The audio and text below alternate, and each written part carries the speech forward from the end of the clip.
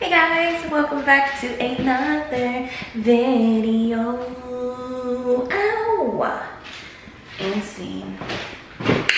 So, once again, I have absolutely nothing to do. I am bored in the house. But I got you guys. And I was thinking that today we can have a self-care day. I'm gonna put on a mask. I'm about to start day drinking because fuck yeah. And I want to do a little story time with you guys. Something, I don't even know why I put that on this camera. Something very intimate happened to me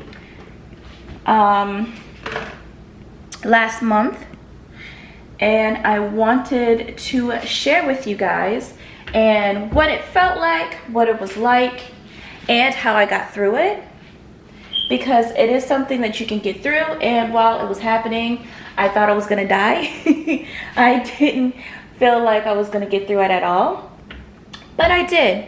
So isn't this like the cutest little, I don't know if you guys have like Francesca's where you are. This is just the cutest little mug. Well, not mug, shot glass, but so cute. And I wonder if you can like, let's see if I do it like this.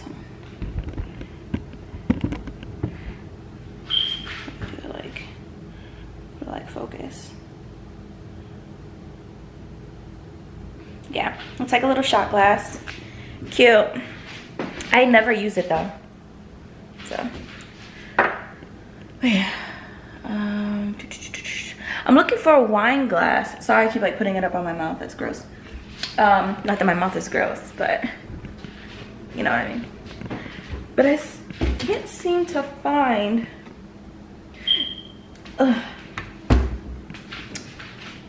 A wine glass, and I swore I know I have one in my room that I use, but there's other ones. I'm not pouring wine into a martini glass.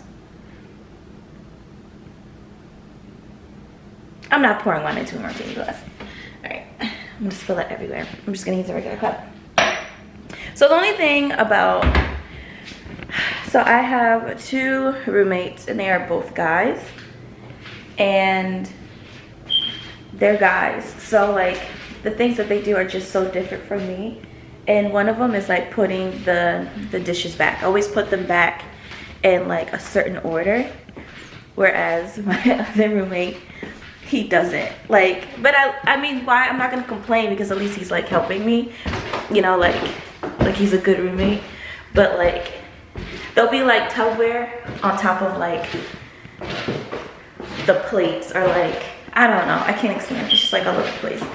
And it's, sometimes it can be a little annoying. Or you'll find like a bowl with like the pots, like, or he'll put it in like a completely different like cabinet. He'll be like, yo. But there's roommates out there that don't even do the dishes, so I ain't complaining. All right, so I'm trying to figure out which mask I want to do. Moisturizing gel mask. My face is moisturized.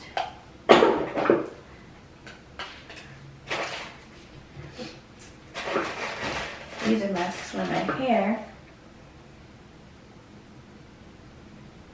Guess I'll do this one. We're gonna do this one. I came in like a 4-pack with well, I guess I'll just show you one. So all of these came, I got it from Marshall's, and it's these. This one's like almost empty. It's my favorite one. Sorry. This is really good. And then it comes with this one.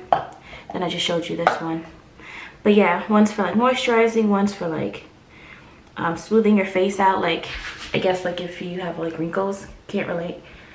Not yet. And this one's for like age spots and like sun damage, which I have like a lot of. I don't know if you can really see, but not really. But I have a lot of like little beauty marks like that along my face, and that's from the sun, so I do use that one a lot. And they're starting to come out more than I'm getting older. So I guess I'll do it.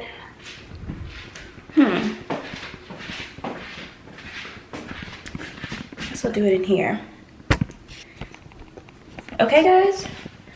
It's all over the place. So I am going to put this mask on and then I will be back with the rest of our video. Grab a glass of wine and a snack because it's going to be story time. See you in a little bit. Okay guys, so I'm back. I have my mask on, as you can see. Ooh. And I'm just chilling. Goodness, I don't know why that took so much energy, but it did. I have some sage here that I'm probably gonna burn while we're talking. I have my wine. So let's just get right into it, okay? So I have 5 siblings. I have 5 siblings.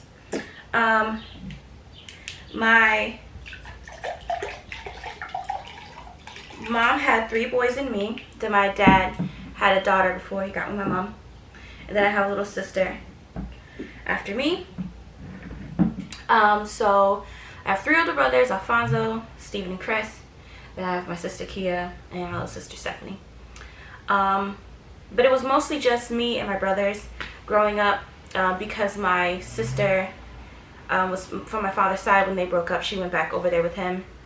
They're much older than me. My oldest brother is 12, 13 years older than me. So is my sister. My other brother is 8 years older than, 12 years older than me. And then my other brother is 8 years older than me. So we're kind of spread apart. My mom was a single mom.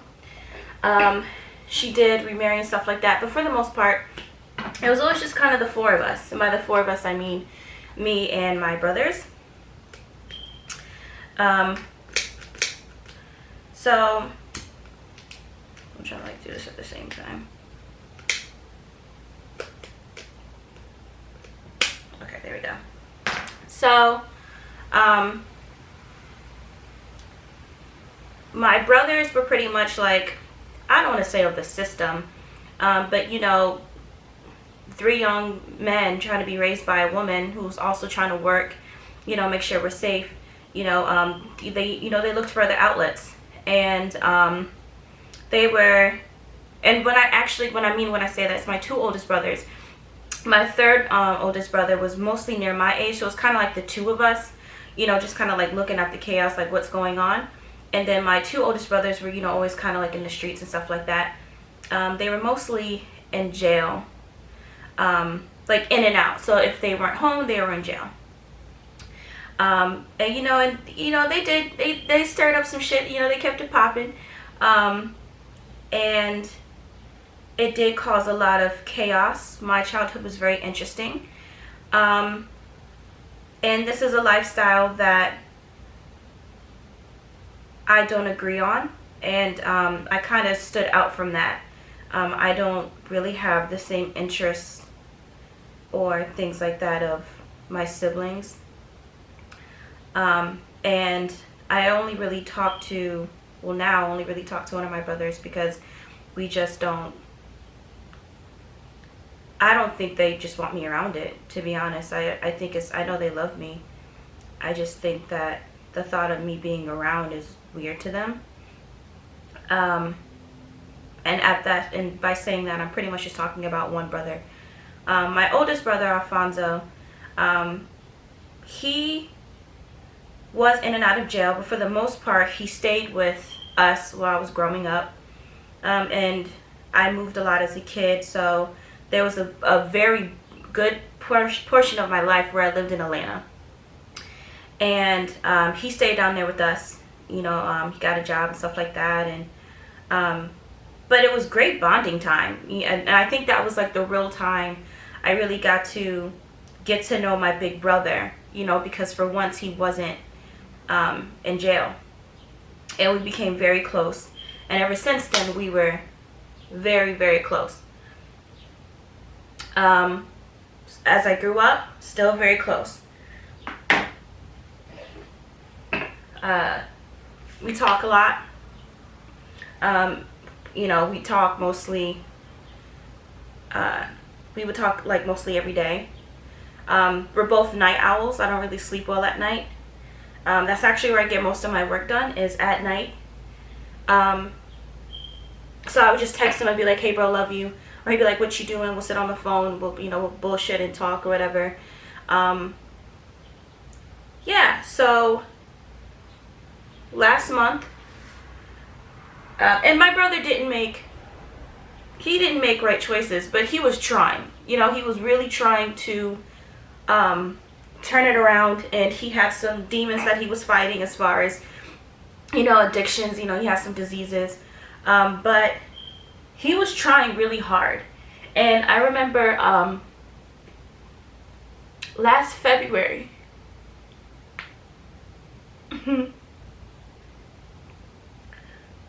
I was really bummed out because the person that I liked at the time didn't do what I expected him to do on Valentine's Day. And I was pretty bummed out about that, and I felt stupid and stuff.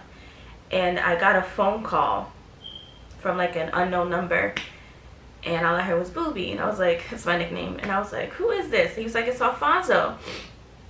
And I was like, well, where are you? He's like, I'm in rehab. He's like, I just checked myself in.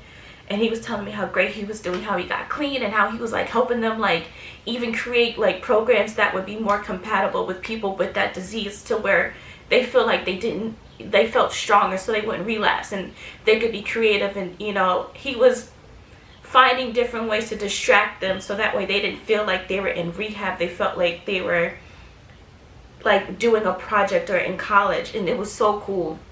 And I told him, I was like, this is the best Valentine's Day gift ever. Like, you don't even realize you just like made my day. And he kept calling me, and he kept calling me like when he was in rehab. Sometimes he slipped up, and then he would leave, but he always went back.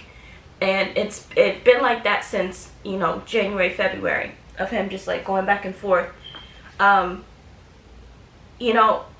sometimes when you do have that disease, you do slip up sometimes. But when you can knock yourself off and knock yourself off, when you wipe yourself off, and you go back, that's very commendable. We all slip up. You might be on a diet and said that you're not going to have cheeseburgers. You might have a cheeseburger, but that doesn't mean you stop your diet. You just keep going. And I was really proud of him for that.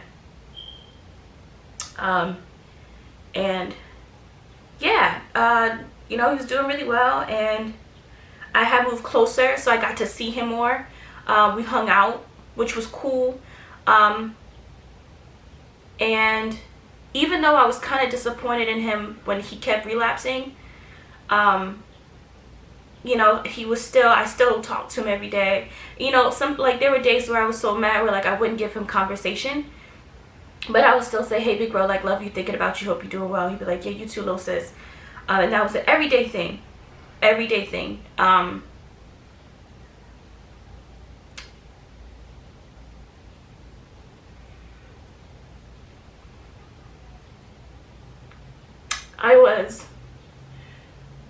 The last time I saw him, he was making me eat a Twinkie.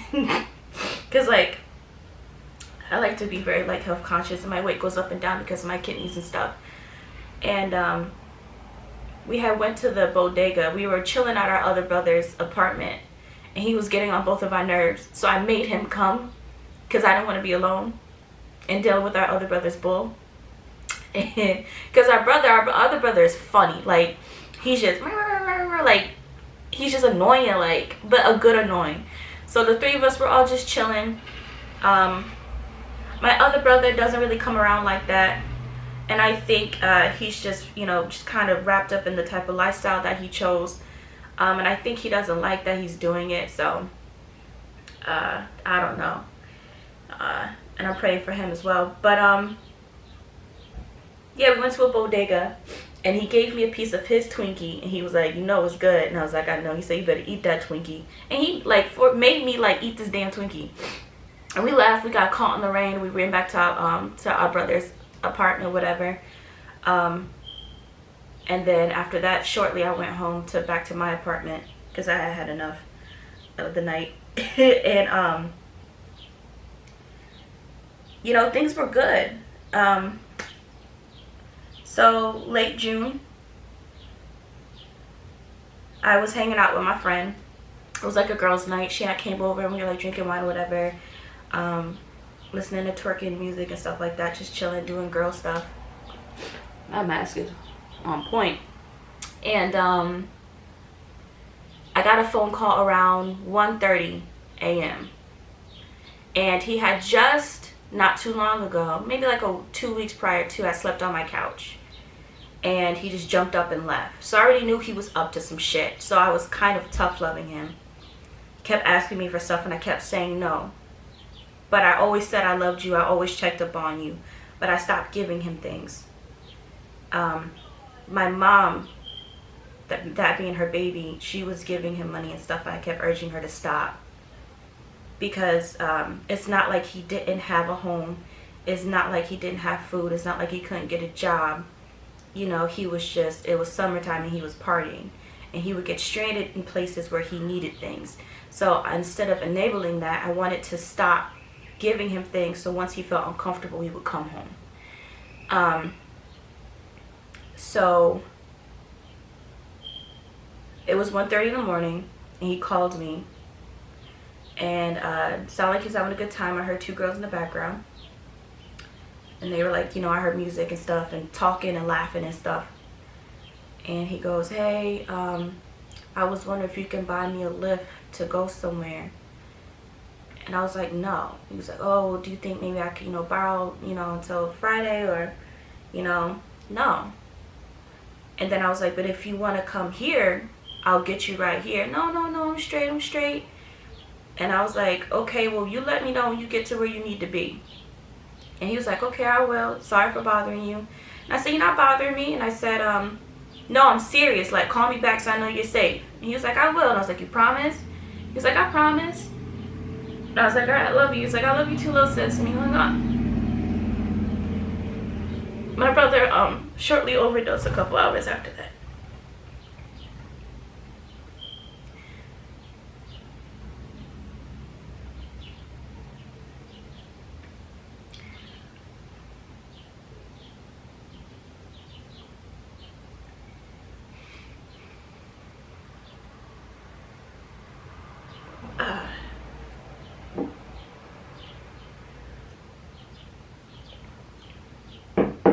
Some days are hard. Some days aren't. Some days I just pretend like he's in jail, which I know isn't healthy, but and I hate to say it this way, but I think growing up with him in and out of jail kind of helped numb the missing him part. Seeing someone you love, you know, on life support like that is one of the most tragic things I think I've ever seen.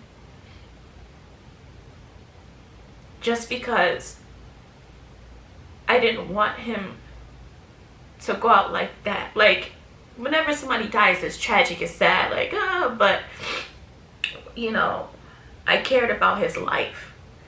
You know, I wanted good things for him. I wanted him to live a good life. So it more so hurt my feelings that he died like that. You know, that he wasn't with his family, that, you know, they found him on a bathroom floor with some random people that he was with. That's what hurts the most.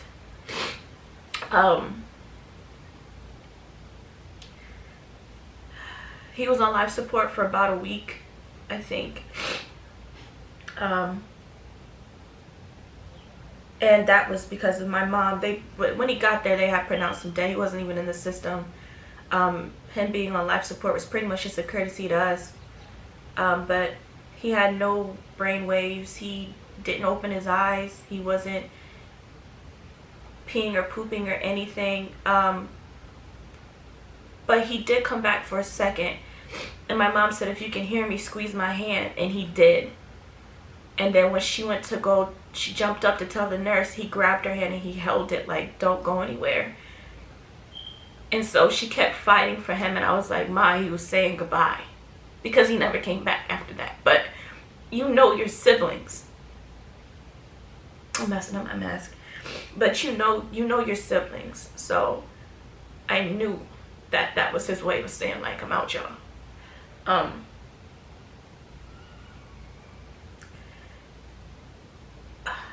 If you've ever gone through something like this, or if it just happened to you, just know it's gonna be okay. I don't think the pain ever goes away. You just kind of learn to accept it, and that it's a part of life. One of the biggest things for me through all of this was the physical pain. I've lost my grandma, I lost my grandpa, I've lost a few friends, but I've never experienced physical pain. And by that I mean I'm tired all the time, like exhausted, like I can't get out the bed. There were days where I was sleeping through days. I have absolutely no appetite. I have been starting to eat again, but even still I can't eat more than like 5 bites at a time. I can drink. The drinking part has been fine. It's been too fine. But my stomach feels tight and it trembles. Sometimes I feel like I'm having a heart attack and like I'm gonna die, because it's like this weird like ticklish pain, like right here. I feel pain in my sleep. My ribs feel weird. And my other siblings have experienced that feeling too. My mom has. So I think it's just a part of grieving. Sometimes sometimes I'll remember something, but it was in a dream and I thought I was awake. I'm scared of the dark. I can't focus on certain shapes or colors, because unfortunately I did see my brother's eyes after he took his last breath when they took the machine out, and it's kind of haunting. But that was last month. This month has gotten a lot better, and if it's only been 30 days and I'm okay-ish. If you're going through this, I just want you to know that it is going to be okay. I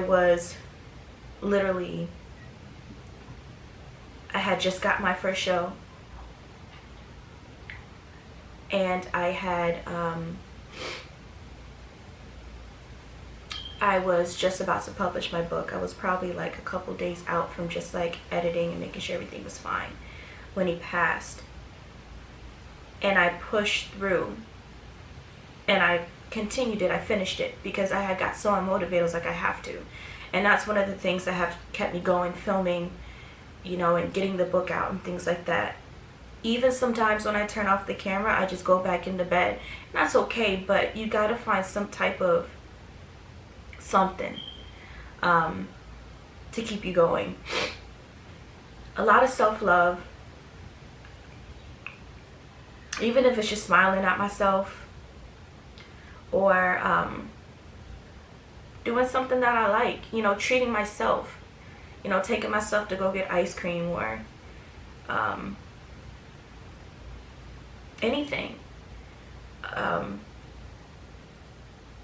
I definitely feel a new surge of life, because I have to live for him now, because he didn't get to. And seeing him battle something that took his life, it gave me this don't you ever fucking let that become you sort of situation. I don't know why I keep saying I didn't think I was gonna cry like this, y'all. I thought I was cool, but it comes and goes. And one thing my other brother said to me, like, listen, if that's the way he wanted to go, if that was his time, you have to respect it. That's what he wanted to do, And I said, okay. My brother made a choice. And I have to accept that. And I have to let that go. And I did. And that doesn't, and even though I still have hard days with that, I have let it go.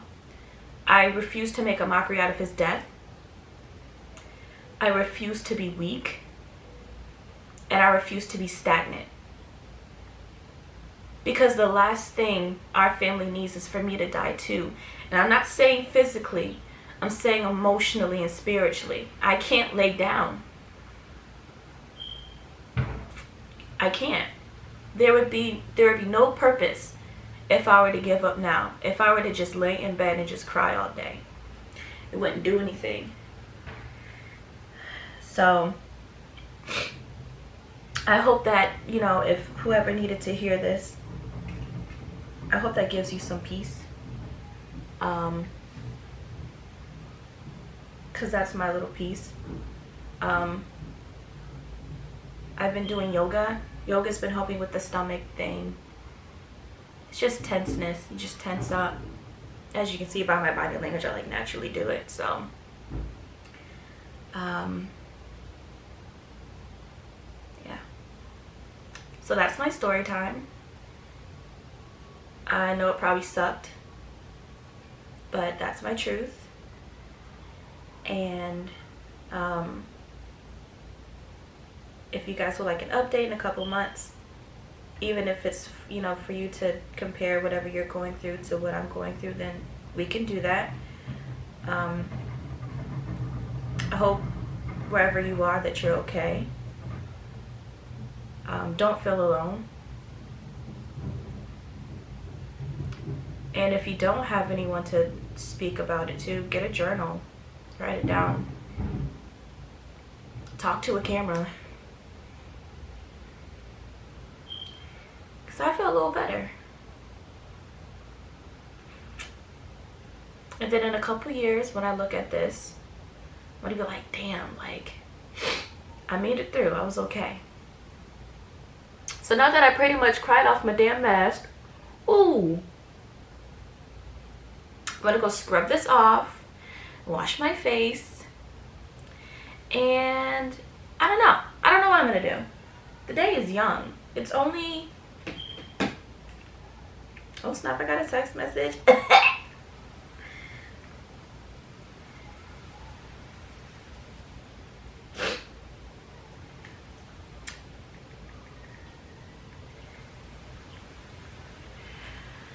Oh yeah, it's only 4:41. I think I'm gonna go for a walk. It's really nice outside. Yeah, I think I'm gonna go for a walk. Chill, talk to the universe. Get some sage, guys. Sage helps everything. This is a special type of sage. I needed to bring in like the big guns for whatever I'm going through. Oh, it's still smoking. I didn't even realize that. This is some type of like white gray wolf sage or something like that. I don't know. But open your windows, blow some sage, meditate, live your best life. Thank you guys for watching my sad ass story time. I'm going to go wash my face and go for a walk, and I will see you guys in the next one. Stay strong, keep smiling. Bye.